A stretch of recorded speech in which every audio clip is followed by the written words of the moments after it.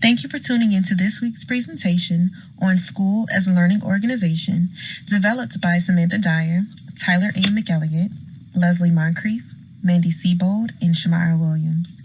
First, we will begin with an overview, focus, and purpose for having a school function as a learning organization.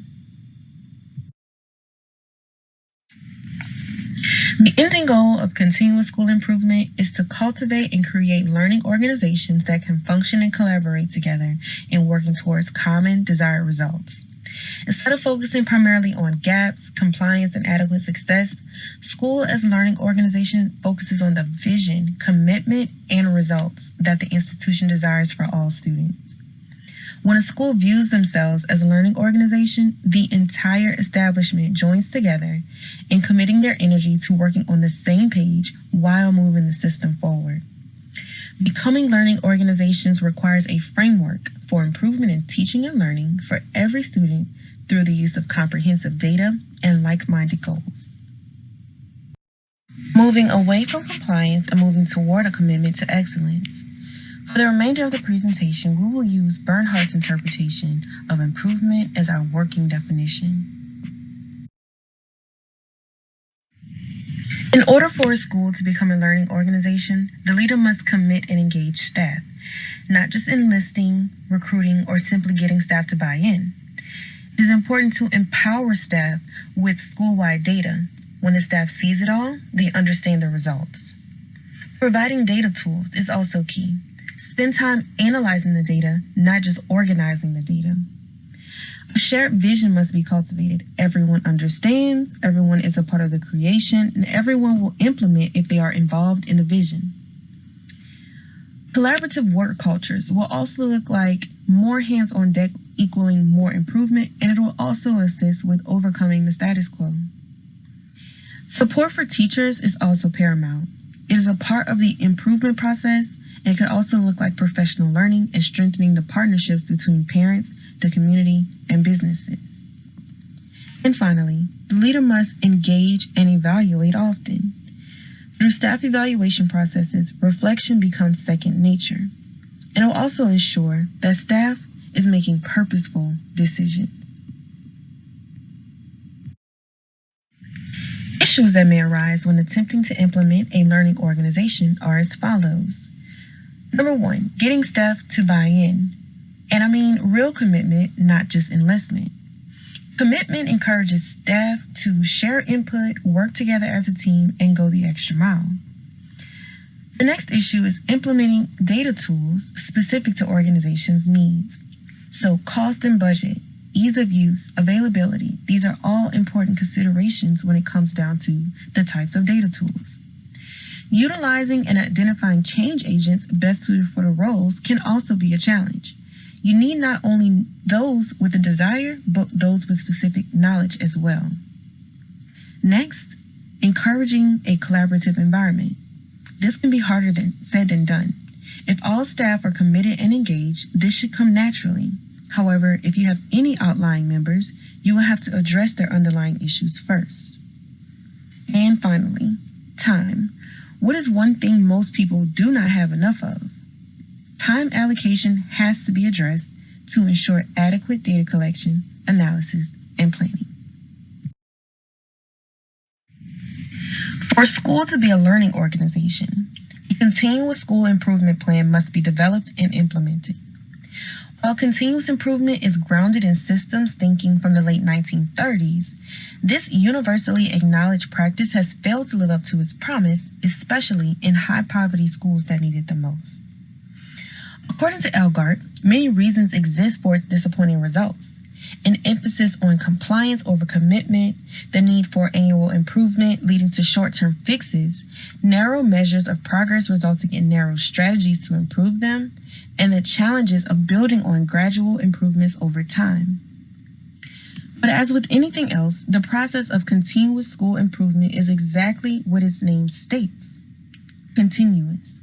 New ideas, best practices, and changing data systems all contribute to a fluid environment. As well as utilizing Bernhardt's framework or some version of it, it is possible then to do what is right for every student. Now, in terms of trends, many have been noted in relation to the topic of schools as learning organizations and continuous school improvement. Continuous school improvement has in itself become a growing trend. And according to Hesser, 2 trends used to successfully set up continuous improvement are feedback loops and leveraging technology for goal setting and tracking. So what are feedback loops? Feedback loops work together to encourage a continuous process of an intervention design, implementation, feedback, and redesign. Rather than administrators identifying a problem, designing and implementing an intervention, and then using much later data, such as end-of-year testing, to determine if the intervention worked, a feedback loop includes consistent communication on how an intervention is or is not working between administrators, educators, and students. The other trend is leveraging technology. As technology becomes more advanced, but at the same time more user-friendly, educators and administrators are better able to and more likely to mine and analyze important data, which effectively helps them to shape strategies and goals. Now that we have examined the basic tenets of what it means for a school to be characterized as a learning organization, next we will discuss a few critical insights that have been derived from existing knowledge. Kowalski and Lasley's Handbook of Database Decision-Making in Education has provided us with background information on the workings of a school as a learning organization. The ideas our reading has shared allows us to see the general themes and vision behind this way of data usage. Some of these main themes that have surfaced in our readings are: shared visions are the power that drives learning organizations, the importance of collaboration and decision-making if organizations want to grow and thrive, creating a level of collaboration instead of a top-down approach to management, teachers must be engaged in the dialogue, and finally, staff development should be ongoing and not just a one-and-done opportunity. So where did this idea of learning organizations come from? In some of our external readings, we find that originally this idea surfaced when Chris Argyris completed research to shine a light on the need for organizational change and how learning organizations needs to be formed to create a more positive and sustainable work environment. The work of Argyris impacted the topic of learning organizations by those who studied his research. His research led to the more well-known piece, The Fifth Discipline, written by a student of Argyris, Peter Singe. The fifth discipline gives us the framework that should be followed to create a school as a learning organization. Peter Singe is also the author of the Chapter 1 of our Data Analysis for Continuous School Improvement text. His contributions provided a framework, and with his 15 years of research he conducted in order to have the finished product of the fifth discipline, he continues to provide insight into what vital pieces are needed in order to sustain improvement. Limiting ourselves to focusing on one problem without supporting the whole student can cause other areas to fall apart. While the themes of collaboration, teamwork, shared vision, and continuously learning are all part of the idea of schools as a learning organization, achieving such a status is more than claiming the label. Harris and Jones found that creating a school as a learning organization requires a significant cultural shift, a change of mindsets, and a school-wide commitment to self-reflection and evaluation. This task requires more than aspiring and changing practices to be more in line with the framework of being a learning organization, but being able to fully be a learning organization, leaders at all levels must have the shared vision and collective commitment to impact school improvement.